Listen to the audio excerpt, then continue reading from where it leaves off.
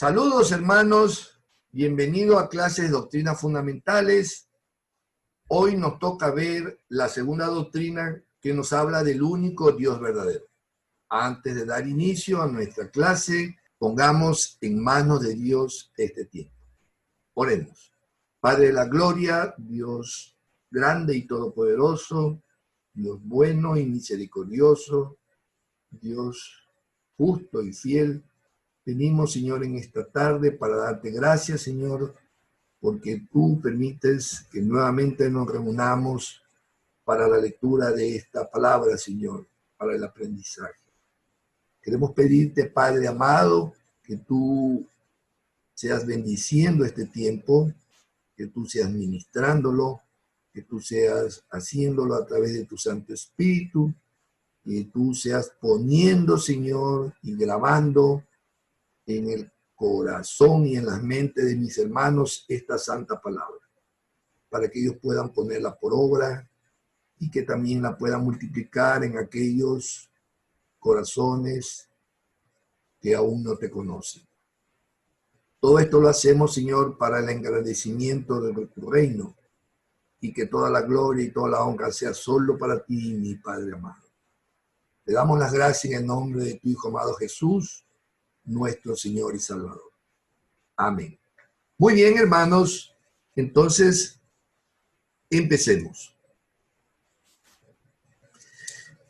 Tomamos del libro de Isaías, capítulo 43, versículos del 10 al 11, estos dos versículos para dar la explicación de esta doctrina.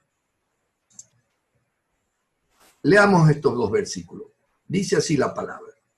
Vosotros sois mis testigos, dice Jehová, mi siervo que yo escogí para que me conozcáis y me creáis, a fin de que entendáis que yo soy.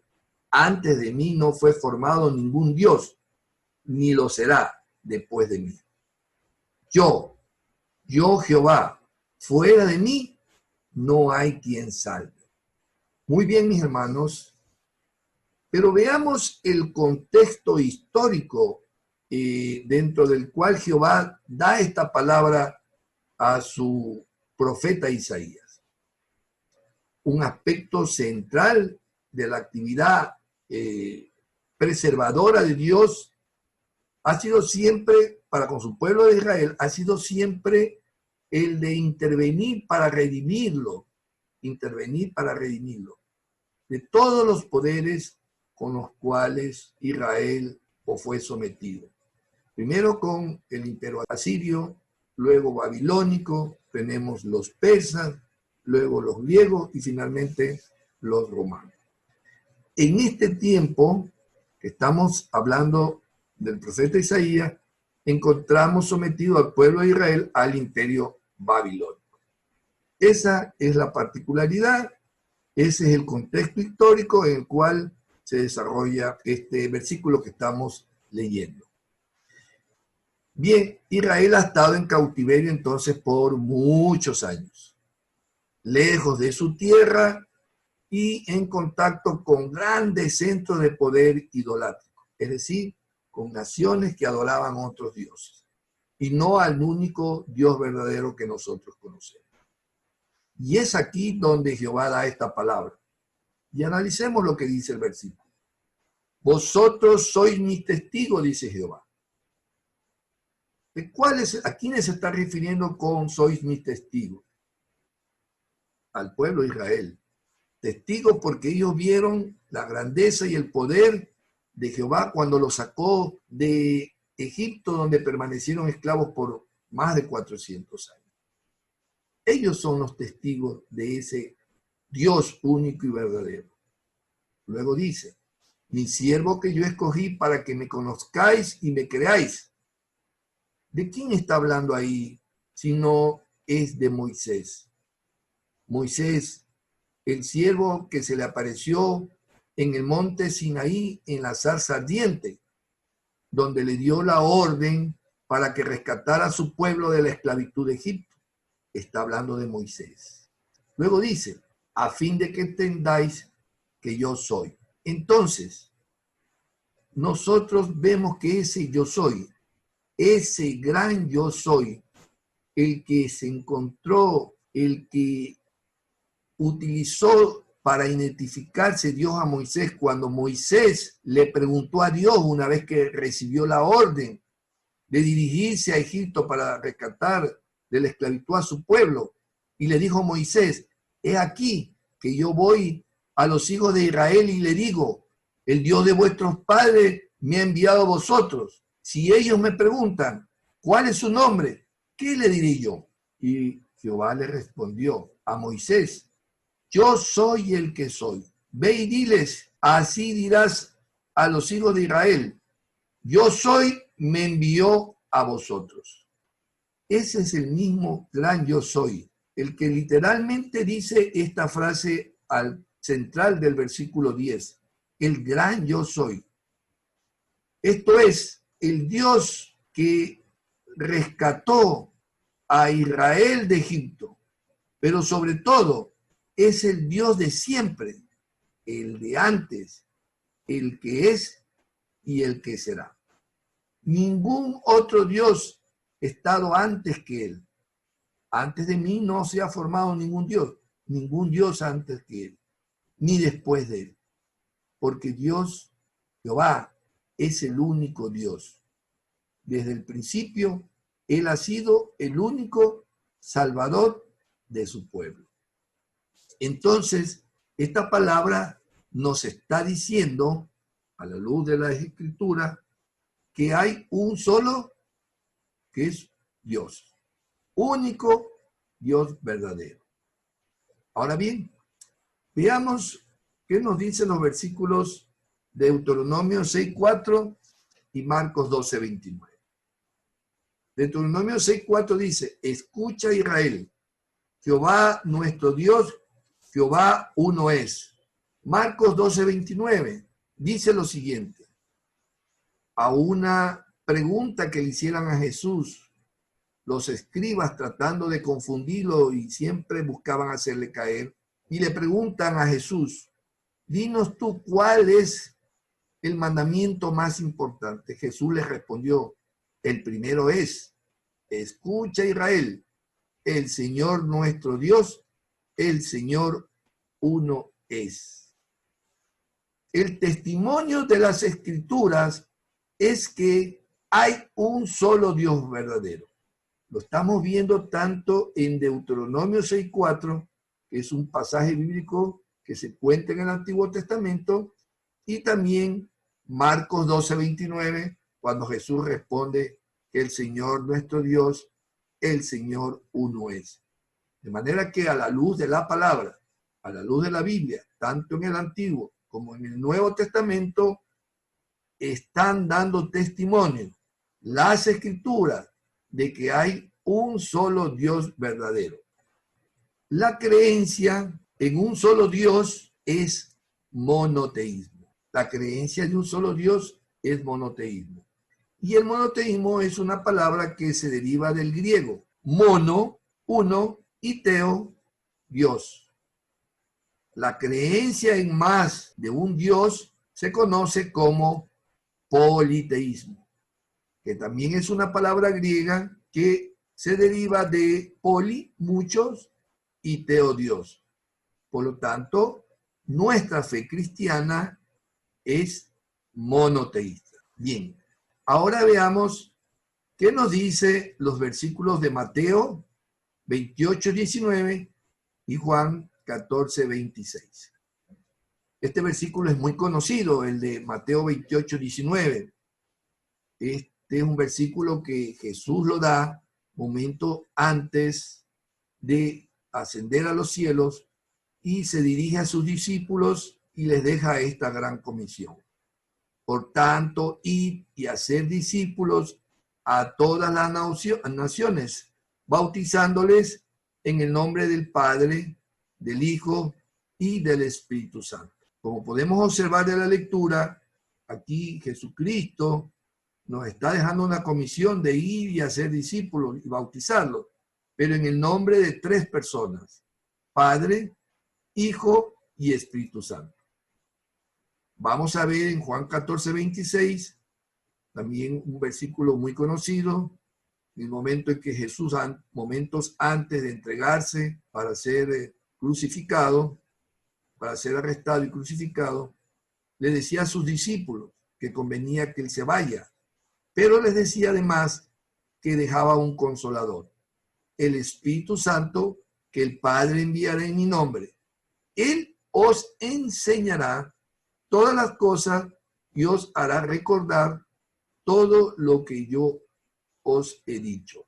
De la lectura que vemos, Jesucristo, el Hijo de Dios, está hablando a sus discípulos, el Hijo de Dios, y está diciendo que el Espíritu Santo, otra persona, y será enviado por el Padre en su nombre.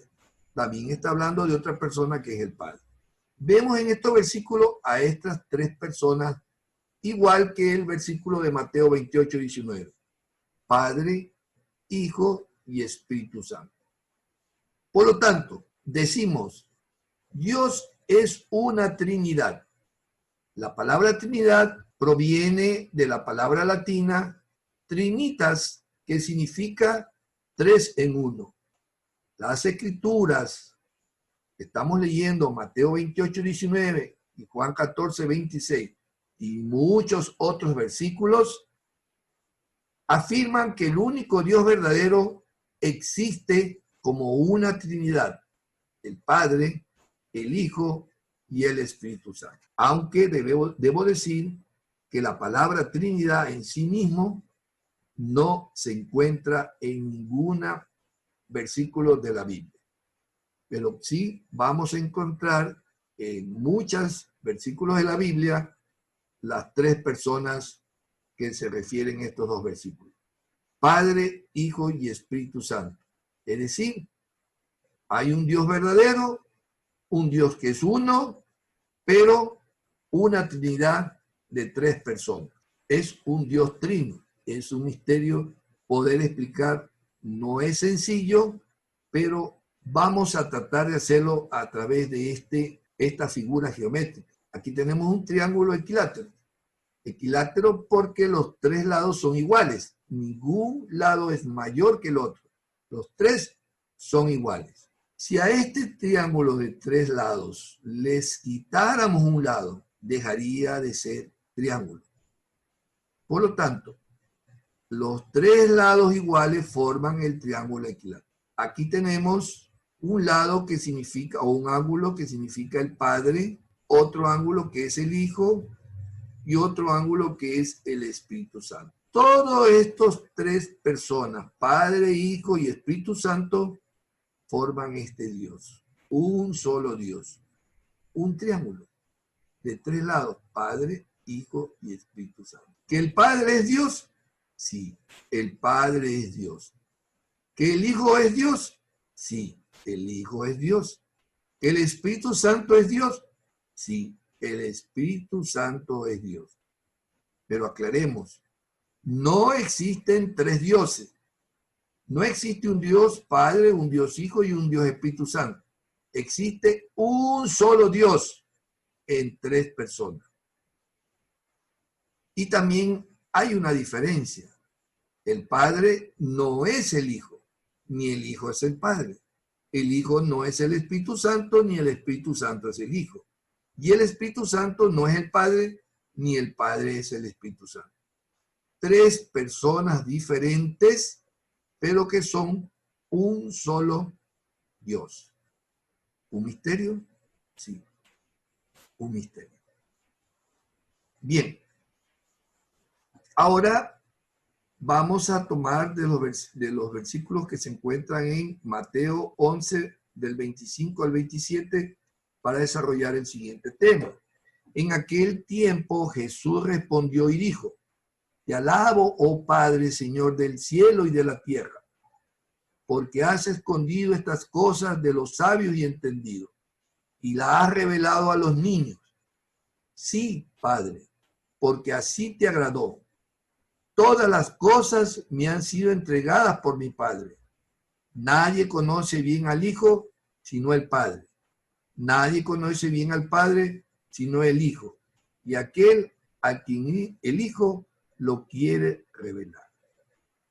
Estamos viendo en estos versículos que hay una distinción que hace el Hijo, Jesús, de su Padre. Dice, nadie conoce bien al Hijo sino el Padre, y nadie conoce bien al Padre sino el Hijo. Y haciendo la distinción, también nos está haciendo ver una relación que existe entre estas dos personas, Padre e Hijo. Cristo enseñó una distinción de personas en la deidad, que se expresa en términos específicos de relación, como Padre, Hijo y Espíritu Santo. Pero que esta distinción y relación en lo que a su forma se refiere es inescrutable e incomprensible, pues la Biblia no lo explica. Entonces, estamos hablando que las tres personas existe una diferencia, pero también existe una relación.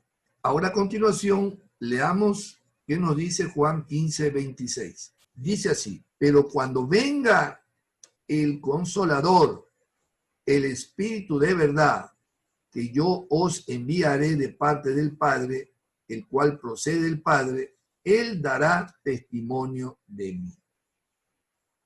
Aquí estamos interpretando por cuanto estas tres personas de la deidad están en un estado de unidad. Si bien es cierto, cada uno es una persona distinta y diferente y tienen una relación, también decimos que forman una unidad, una deidad.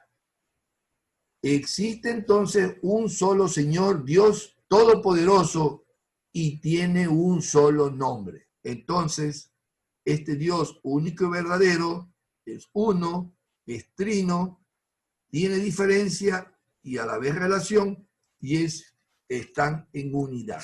Muy bien, ahora veamos a continuación qué nos dice Juan 14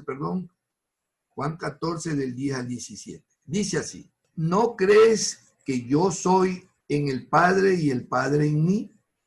Las palabras que yo os hablo, no las hablo de mí mismo, sino que el Padre que mora en mí hace sus obras. Creedme que yo soy en el Padre y el Padre en mí. De otra manera, creed por las mismas obras. De cierto os digo, que el que cree en mí, él también hará las obras que yo hago, y mayores que éstas hará, porque yo soy el Padre, y todo lo que pidáis en mi nombre, eso haré, para que el Padre sea glorificado en el Hijo. Si me pedís alguna cosa en mi nombre, yo las haré. El Padre, el Hijo y el Espíritu Santo no son idénticos en lo que respecta a persona, ni se les confunde en cuanto a relación, ni están divididos en cuanto a la deidad, como ya hemos dicho, son uno solo, ni opuestos en cuanto a cooperación. El Hijo está en el Padre y el Padre está en el Hijo en cuanto a relación y a confraternidad. El Padre no procede del Hijo, sino el Hijo procede del Padre, en lo que respecta a autoridad. El Espíritu Santo procede del Padre y del Hijo en cuanto a naturaleza, relación, cooperación y autoridad. Por tanto, ninguna de las personas de la deidad existe ni opera separada o independientemente de las otras. Entonces decimos que el Dios único y verdadero es uno, es trino, tienen las tres personas diferencia, mantienen una relación, trabajan en unidad, tienen identidad y cooperación. Ahora voy a dejarles la siguiente tarea. Hay que llenar los espacios en blanco de esta lámina, para lo cual les pido que ustedes vuelvan a escuchar el video, anoten los versículos que aparecen en cada uno de estos temas que hemos tratado lo lean, lo interpreten y luego procedan a llenar estos espacios. También les dejo como tarea que me respondan a estas 3 preguntas. Y finalmente, les pido que lean estos 6 versículos que les dejo al final, hagan la respectiva interpretación y luego me lo envían a mi correo. Gracias, hermanos. Hemos terminado con esta segunda enseñanza acerca de la doctrina de un solo Dios verdadero. Que tengan una bendecida tarde en el Señor.